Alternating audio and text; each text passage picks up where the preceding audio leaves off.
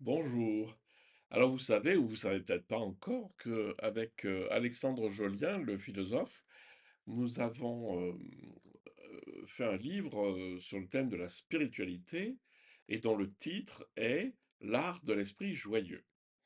Et alors j'ai eu un certain nombre de remarques qui revenaient assez souvent. Oui, l'art de l'esprit joyeux, mais comment peut-on être joyeux avec tout ce qui se passe dans le monde? Alors, il y a plusieurs réflexions importantes là-dessus. C'est que d'abord, on parle de la joie qui est le fond de l'être, c'est-à-dire le fond de l'expérience, spirituelle. Lorsqu'on est plongé dans l'expérience spirituelle, quoi qu'il puisse se passer, on est dans une espèce de joie simple, aimante, bienveillante, ouverte, hein. Donc il ne s'agit pas du tout d'une joie dépendante des circonstances de la vie. Donc c'est surtout ça la chose.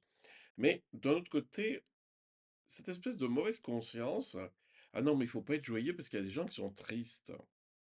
Euh, bah, est-ce que c'est pertinent? Est-ce que ma...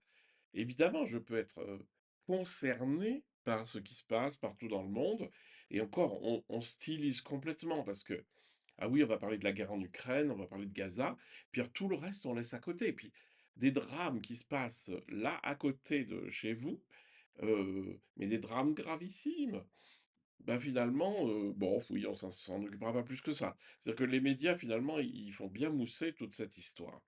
Ce que je veux juste vous dire, c'est, certes, il faut être concerné par le malheur du monde, il faut avoir beaucoup de, voilà, de bienveillance, de faire ce qu'on peut. Hein, de toute façon, l'impossible nul n'est tenu, et ça sert à rien de se dire je vais changer le monde. Ni vous ni moi n'y arriverons. Par contre, on peut améliorer un tout petit peu peut-être le quotidien d'un voisin, d'une voisine, de quelque chose. On peut faire quelque chose, participer à une association, etc., qui fait du bien. Bon. Et en fait, le- la clé, c'est de pas confondre la joie dont on parle en spiritualité et puis cette espèce de joie un petit peu gentille et superficielle. Ben voilà, on est joyeux, on fait la fête, etc. C'est pas du tout de ça dont il s'agit. La joie en spiritualité, c'est l'état du fond, c'est-à-dire lorsque j'arrête de m'embrouiller les pinceaux avec mes pensées tordues, et ben comme par hasard, je me retrouve dans un état très paisible, silencieux, calme et surtout joyeux.